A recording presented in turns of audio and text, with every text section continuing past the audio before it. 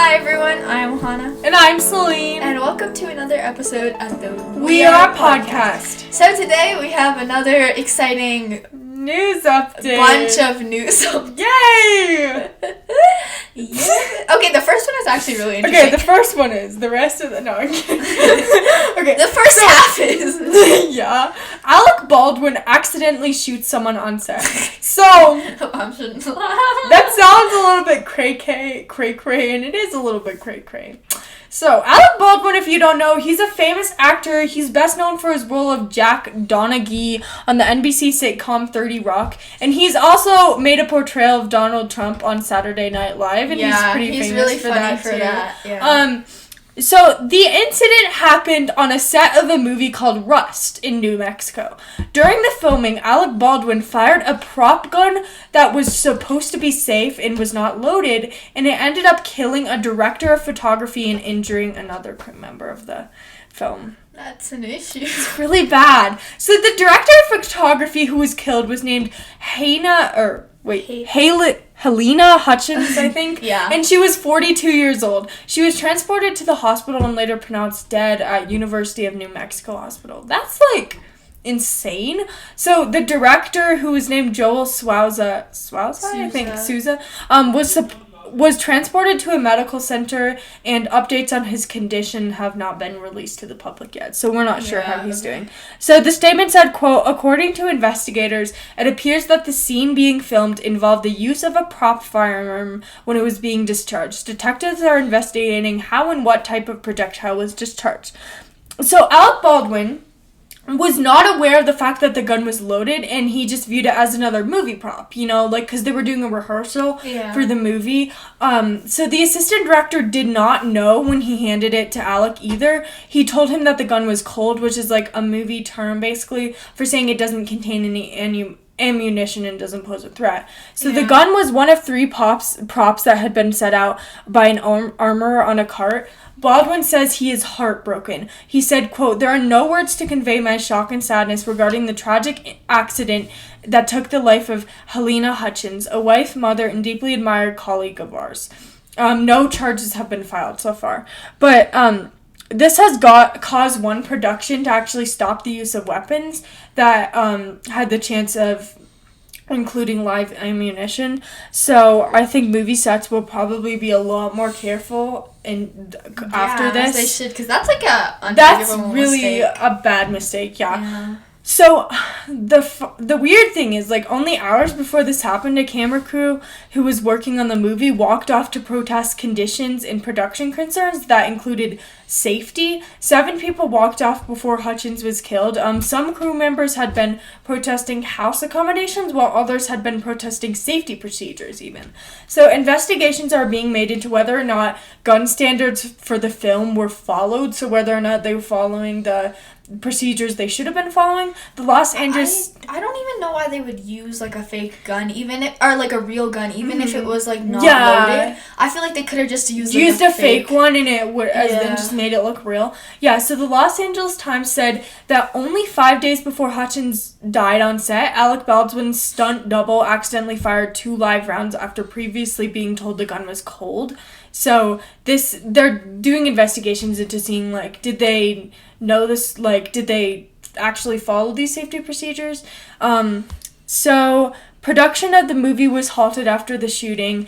And the sad part is this isn't even the first occurrence of this happening. In 1993, actor Brandon Lee, who's the son of Bruce Lee, was killed when he was hit by a bullet from a gun with the bullet lodged in the barrel when the gun was supposed to be quote-unquote cold. And then in 1984, actor John Eric Hexum was playing with a gun that was also supposed to be cold and died after putting the gun to his head and firing. So, I think movie sets need to be a lot more careful because, how could you mistake that? I don't understand. I don't know either. It's kind of confusing to me because, how would you not know if a gun is loaded? I know. I feel like you would just know, but apparently not. And you would definitely check at least. Yeah, I feel like definitely the least they could do is, check, so, go outside and, shoot it on the grass or something. Or at least look inside the gun. Or look inside the gun! Yeah, exactly. And if it's lodged, then just, try, aiming it at a random spot where no one's near. And I don't know, but I feel like that was a really, not good. Yeah, alright. So on to our next news update, which is about Brian Laundrie. So we've been following the case of Gabby Petito for like a very long time. If you want to hear more in depth about her story and like what happened, you can check out our previous news update because we talked a lot about this case there. But I'll just do a little brief overview like we normally do. So Gabby Petito was a young adult and she was traveling cross country with her boyfriend / fiance Brian Laundrie, and they were visiting a bunch of like nature reserves because they were very outdoorsy people, and they were also both very active on social media, so that's kind of like something that drew attention. But after a while, Gabby Petito and Brian Laundrie were caught having some arguments, even involving the police. And shortly after that, Brian returned home to Florida without Gabby, and Gabby was reported missing days later. Then Brian went into hiding, which said he was like gonna go hiking in like a nature reserve, but he kind of just went into hiding. And later they found Gabby Petito's remains, unfortunately, and they pronounced her to be strangled to death, which is awful. And this update we found now is they were looking for Brian Laundrie because of this, because he had something to do with it. I mean, it's just common sense. There's no denying it at this point. Yes, but in their search, they actually found remains and dental records of Brian Laundrie's proved that it was him. So he is in fact dead now. So did they find his body or just like? They just found the remains. He could have been dead for up to like a month or so. While they were searching, they even said that he could have been dead the entire time they were searching. Did they know, like, was it, like, suicide or, like... They don't know because the thing is they don't have any, like, active evidence of flesh that they can test. So the only evidence that they could see that could potentially lead to, like, a death cause would be any traumatic brain injury, which they could tell from, like, marks on the skull. Could have been, like, natural causes from, like, being on the run and being out there. Like, something could have happened. I don't know. Who knows? He could have been bitten by a rattlesnake or something. Yeah. I don't know. But they found his remains on Thursday in the Florida Nature Reserve, and the FBI dental records did say it was his, like I said. And so the two local detectives visited Northport, Florida, the home of like his parents before they made its announcement, and they're not like willing to make a public announcement at this time. And by the way, this is as of the 24th of October. So the Petito family are not doing interviews either, and they're both grieving, I guess, because they lost their daughter and they think it's all Brian's fault, whereas Brian's family lost their son and they're just confused. That's a tough situation. So they definitely are human remains. They definitely are Brian Laundrie's, because it's very hard to like match dental records accidentally, especially when there's someone like in this case, and especially if it's like in the area that like he was, in Florida.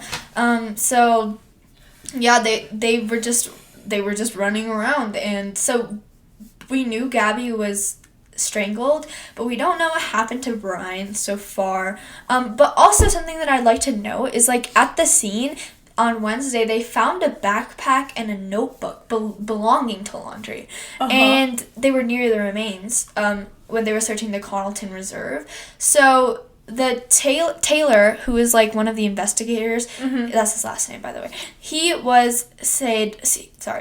said, quote, "The notebook, to my understanding, has not been opened. That will need to be processed." So the notebook, actually, since it was found in like these wet, swampy reserves, it's actually pretty wet, so they're trying not to open it before it's like dried. So they said that it had been clearly wet, and they're trying to use any potential means to dry it out before opening it. And they're unclear of why it was outside the bag, but the bag also included some items, including clothing. I think it had like a dry pack, etc.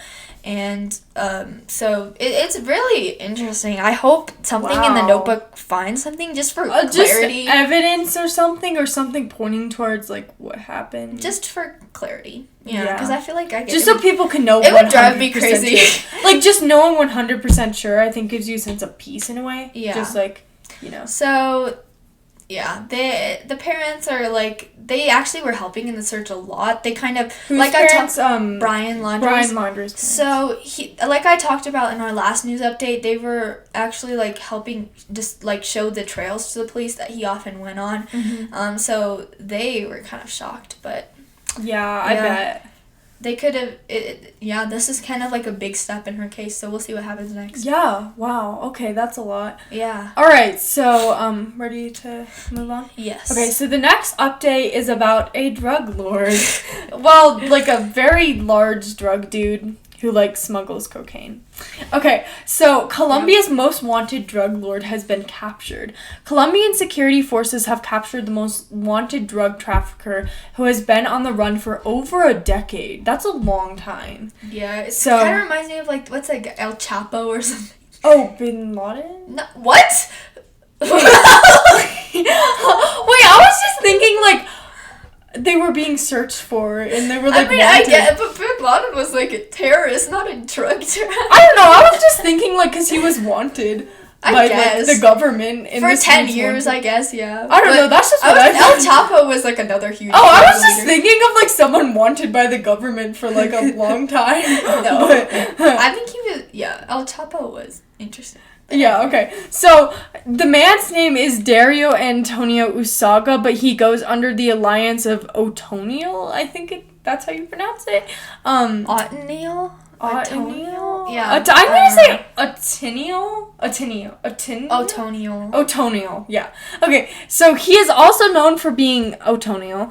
He is allegedly the head of the Gulf Clan. What's the Gulf Clan? I'll explain. In 2005, Otonio began working for the Usaga clan, which would later be known as the Gulf Clan. He took charge of the group after the previous leader, who happened to be his brother, had been killed by police during a raid. Colombia's security forces had labeled the gang as the country's most powerful criminal organization.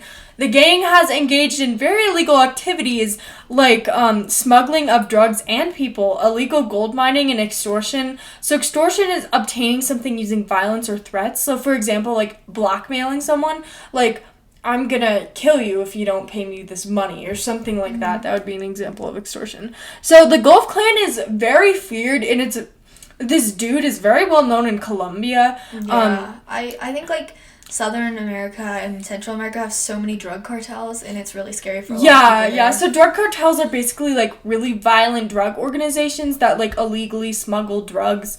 So the Gulf Clan is feared by many and has terrorized people to get control of cocaine smuggling routes. For years, this dude, Otonio, has been on the U.S. Drug Enforcement Administration's most wanted fugitive list, and there's a bounty over his head for $5 million, which is a good chunk of money. That's a lot. Yeah, that's a good chunk of money. I kind of wish I had found this dude so I could get him $5 million, you know? That would be nice. Anyways, he was accused of importing at least 73 metric tons of cocaine into the U.S. between the years of 2003 and 2014.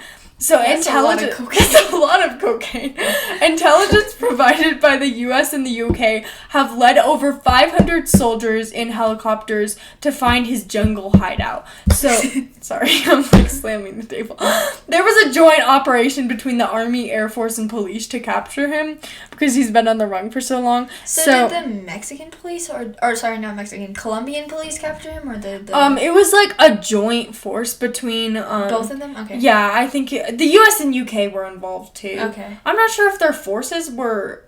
Yeah, I'm not sure, but I know that they had something to do with it. So, President Yvonne Duke said, quote, "This is the biggest blow against drug trafficking in our community this century. This blow is only comparable to the fall of Pablo Escobar in the is that who you... Oh, okay, that's what you're talking about, in the 1900s. So El Chapo, I think they're the same person, or Pablo Escobar, was the leader of a drug cartel called Medellin, which is like a big one. Mm-hmm. So before Otonio was captured, he did not use cell phones so he could not be tracked, and he used rural safe houses to move around so he couldn't be found.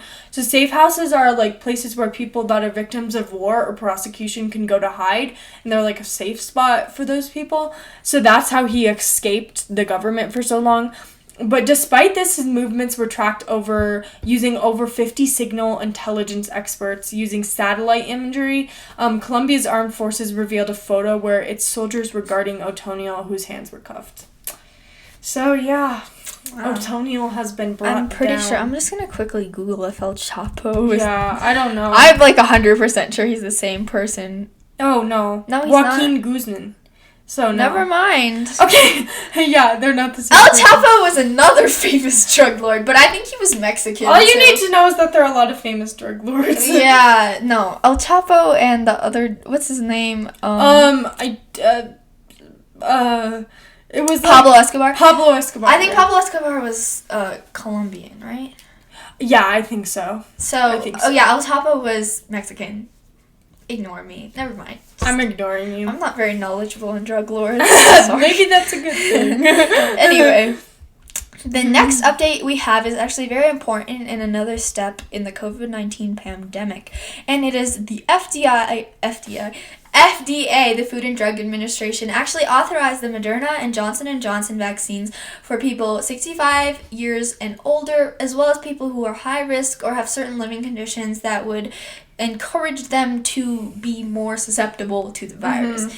So, the Food and Drug Administration, as of Wednesday, has authorized it and discussed why it's important to get a booster, because a lot of people are skeptical. And we also addressed this in our last news update. Yeah. But there's been a lot of misinformation about boosters, and I just feel like it's important to address that vaccines, even if you get them, your immunity wears out over time, like it will for almost anything. That's why you have to get a flu shot every year. That's why the boosters are available, because for people, especially people that are high risk, getting a booster can help defend you against other variants. It's basically like as boosting your immunity to it. Yes, a booster. Like a booster. And so it's important to help protect against variants like the Delta, as well as just gaining back some of those antibodies. Mm-hmm. So the data that was used for this suggests that waning immunity in some populations who are fully vaccinated, meaning that people who are even fully vaccinated are losing their immunity, especially since it's been a long time since most people have gotten vaccinated. So it's important for this. And another really interesting aspect to this is that the Food and Drug Administration actually also authorized mixing and matching of the booster. And this, so what does that mean? So this means that people who got Moderna can get the J&J booster, and then people who got the J&J booster can get Moderna. Really? That's interesting. Which I think is good. But you still can't get one dose of Moderna and one dose of Pfizer, right? Moderna, no, that wouldn't work. Yeah, but it's just for the booster. You can. Okay. Yeah, it's just for the booster, and so this is actually a good thing, because a lot of people who only have access to a certain group of things, for example nursing homes, when they're bringing in boosters, they only have to bring in one kind, which makes it easier for everyone, because then it can just be you can just order that much of one kind instead of trying to figure out who got Moderna and who got Johnson & Johnson and how many we need for each type of people. So that's good news, I guess. And so yeah, this move also gives a lot of flexibility to states for the rollouts, and it will allow teams of vaccinators to bring different types of things. So Woodcock, who was the FDA commissioner, Janet Woodcock, not Woodcock. She acknowledged that messaging different images, timings of boosters, and the sizes of the doses, because the Moderna actually contains half the antigen of a full Moderna job. So the full Moderna vaccine has twice as much antigen as the booster. Could be confusing for the public, because I guess people don't understand that if it's a different dosage, is it going to do anything even?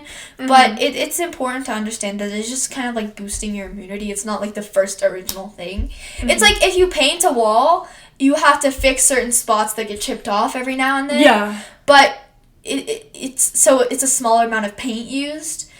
Same thing with the vaccine. Because you don't have to repaint the whole wall. You just have to repaint the chipped parts. Yeah. So if you get fully vaccinated, you only have to fix add a little bit of antibodies here and there. Yeah, that was a good analogy. Yeah. So that's that. People who are high risk, I suggest you get vaccinated if you're 18 and up, because that's what it's eligible for right now. Have your parents gotten the booster yet? Yeah, my dad got the booster. He got it, I don't remember when, but my mom, I think, is getting it, like, in a month. But yeah, my dad's already got it. He didn't have any side effects or anything. He also didn't have side effects from the second dose, so I think it just depends person to person. Oh, and also, we're talking about Pfizer and Johnson & Johnson, but Moderna and Johnson & Johnson, but the Pfizer booster is already authorized, so that's good too. Anyway, thank you for listening to our first half, and we'll catch you in the second. All right, bye.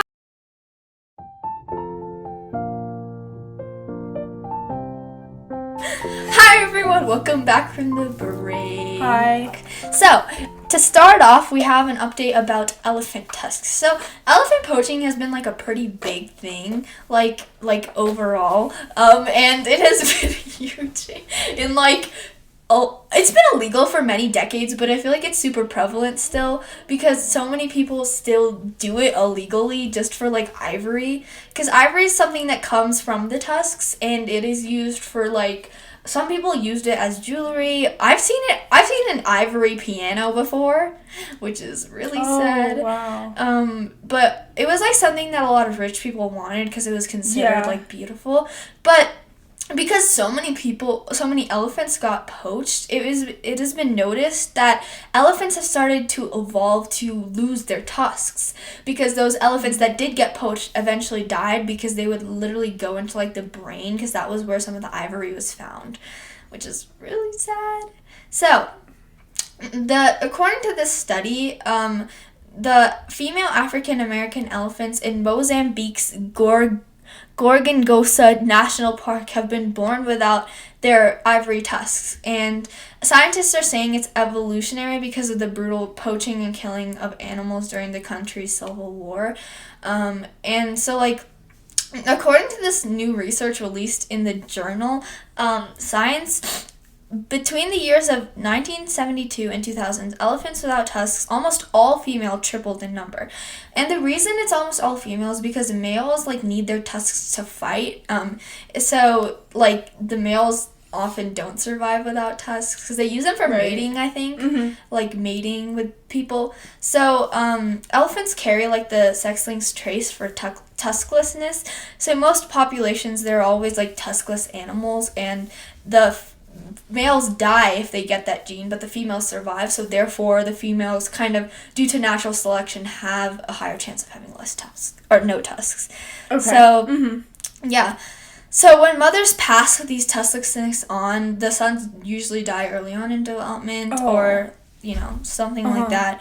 And so this is really, like, it kind of just shows the history of poaching and how bad it was. Yeah. And it's really sad. It's just, like, and it's not even the same as, like, hunting. Even they're, like, different. I would say they're, like, similar, but, like, I feel like in a way it's kind of, like, worse. Yeah. I don't know. Especially since like, elephants are extremely, like, they're endangered. Yeah. So that sucks. Definitely. So, yeah. And I think something that's really unique for this study is that it happened so rapidly. Within, like, the course of only 30 years it, like, happened, which is rare because normally evolution takes hundreds of years. So yeah. So wow, that's insane. Yeah. So don't poach, please. Please don't. Please don't. It's very bad. I mean, not like anyone that's listening to this would, but yeah. Just in general. So next update. Okay. The next update is about millions of filthy and used medical gloves that have been imported into the U.S. So, CNN reported on Sunday that tens of millions of used nitrile gloves were imported to the U.S. during the pandemic. So, in Thailand, lots of illegal businesses have increased. So, migrant laborers have been forced to wash and try to restore the gloves so they look new. So, like, these gloves could be, like, bloody and mangled and old and gross, but these migrant laborers, like, try to restore them so they look as close to new as they can, and then they just ship them to the U.S. because there's been a shortage. Yeah. So criminal investigations are taking place in the U.S. and in Thailand. There's an enormous amount of bad product coming in, Douglas Stein said. He also said, an endless stream of filthy secondhand and substandard gloves coming into the U.S. with federal authorities, it seems, are only now beginning to understand the enormous scale. So in February and March of this year, a U.S. company wanted two federal agencies that warned two federal agencies that it had received a shipment of dirty, stained gloves. But that Thai company still, even after that, continued to ship tens of millions of gloves in the past months to the U.S. Early into the pandemic in 2020, demand for sanitary items like, for example, nitrile gloves, hand sanitizer, toilet paper, that's a big one. Paper yeah, definitely. The demand raised greatly, and the price for items like these, such as gloves, rose a lot. So the production of these gloves in South and East Asia could not keep up with the demand, so many unreliable companies started selling gloves like these to get a profit, because it was kind of the perfect situation, and everyone was so desperate for nitrile gloves that because they were used all the time at doctors' offices, especially during the pandemic. Even before the pandemic they were used, but like during the pandemic they were like one of the huge items that like doctors and medical personnel needed. So some gloves were reused, some had been washed and recycled, some were dirty, and some even had blood stains. That is disgusting. Yeah, that's awful. Yeah, Louis Ziskin was one U.S. entrepreneur who faced the consequences of this firsthand. He made a $2.7 million order from Patty and Room, which is a company, and an investigation into the gloves found that some were latex and vinyl, which aren't even nitrile. Yeah. So Patty the Room, which is the company he bought them from, sent inspection reports showing the gloves had been shipped and they were high quality, but the documents were false and had actually been forged. But Ziskin let U.S. authorities know, like, hey, this glove company, like, just sent me these, like, disgusting used gloves and they weren't even like they weren't even nitrile gloves, they were like fake ones. But this didn't even make a difference, because even after this, more than 80 million gloves shipped by this same company entered the US. So it's been happening for a while during the pandemic, and nothing's really being done about it, and that's disgusting.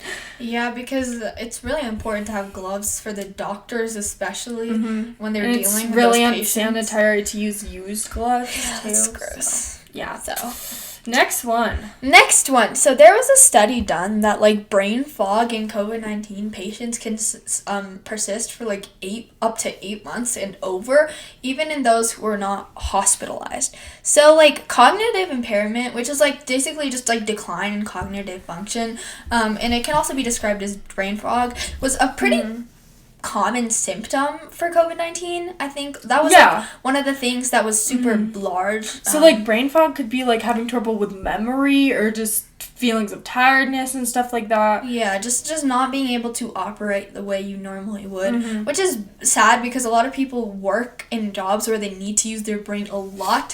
So it is important to have that tool that they have. And I think there's a study done like a couple months ago that said 1/3 of people who got COVID like suffered some sort of cognitive decline for months after as a side effect of COVID. So this is actually pretty big. So like this research published Friday in the journal JAMA Network Open found that nearly a quarter of COVID-19 patients in Mount Sinai Health System registry experienced some issues with their memory. And so all these like hospitalized patients were most likely to have these brain fog.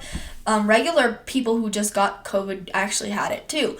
So in the study, they found like a high frequency of these cognitive impairments several months after the patients contracted COVID-19.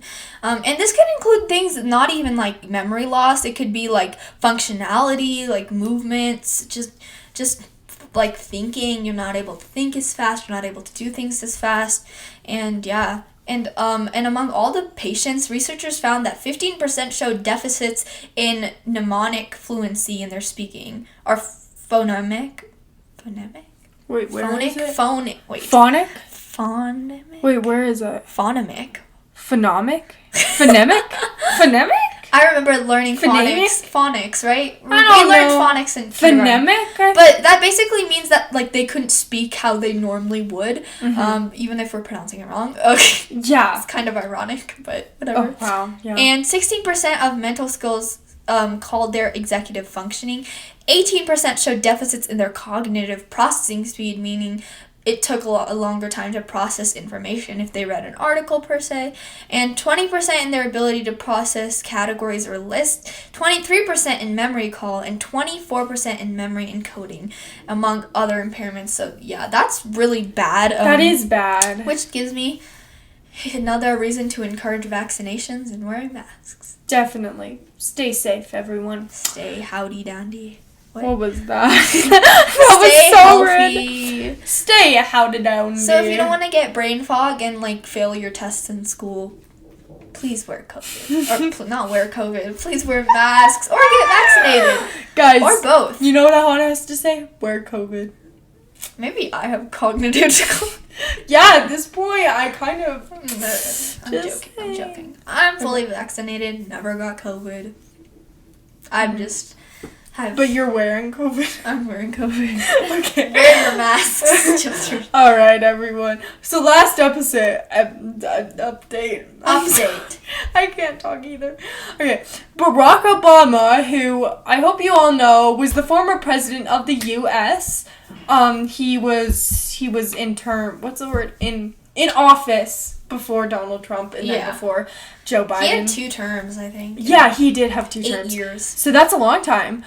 He made a passionate speech about candidate McAuliffe, I think is how you pronounce it. So, he made a speech very passionately and, like, it was very feisty, and he was campaigning for Virginia candidate Terry McAuliffe for governor, and he urged Democrats to flock to the polls. He said, quote, "When you've got someone in your corner who has shown that they will work for you, who has a track record of accomplishments, when you have to go out there and work for them, then you have to go out there and work for them."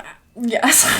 Not because everything suddenly is going to be perfect, but because it's going to be better. I just gotta say I like that specific quote. Not because things are going to be perfect, but because they're going to be better. I don't know. Yeah. I just like that.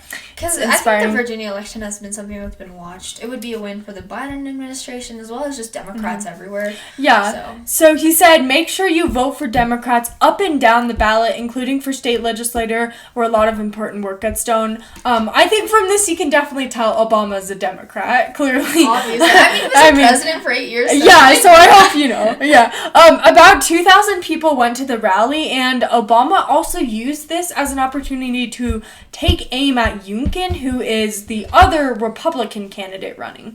But he never actually mentioned his name, but he, like, you know when you talk about a person, but you, like, don't say their name, so it's like you do. Yeah. So he said, quote, "As far as I can tell, the big message of Terry's opponent is that he's a regular guy because he wears fleece and he's accusing schools of brainwashing our kids. He's also said he wanted to audit the voting machines used in the last presidential election again. Really? Encouraging the lies and conspiracy theories that we've had to live through all this time, and yet we're supposed to believe he's going to stand up for our democracy." So, the race between these two candidates is being viewed as a bellwether ahead of the 2020 midterms. So Virginia has trended blue in recent years, which means they've been Democratic in recent years, with Democrats controlling the governor's mansion in both legislative bodies. Former President Trump lost the state in 2016 and 2020. But however, Democrats have expressed concerns about the high Republican enthusiasm and the tightening polls. So that's going to be interesting. Yeah, so we'll watch that and probably let you know if you win or not. Yeah, so that's pretty much it. That's all I got. Yes. So a little bit of a shorter news updates this week. There wasn't many, like, interesting things. We probably should have just done a Fun Day Friday one, because, like, there was one, the Alec Baldwin one and the, Brian Laundrie. Those were huge ones, but the rest of these, like, I was searching for them, you know. And they were just not very interesting. So sorry about that. I mean, but some of them were. Yeah, some of them were. But all of our sources will be linked in the bio, as well as our social media, our website, and our email. So check those out and let us know future updates. Or and we'll be making a Wednesday topic this week about COVID, like just pandemics, you know? And like demographic something. The demographic transition. Check it out. Because I did a lot about that, so. I have no freaking clue what that is, but. It's okay, I got you. I'm not the knowledgeable one here. Okay, bye!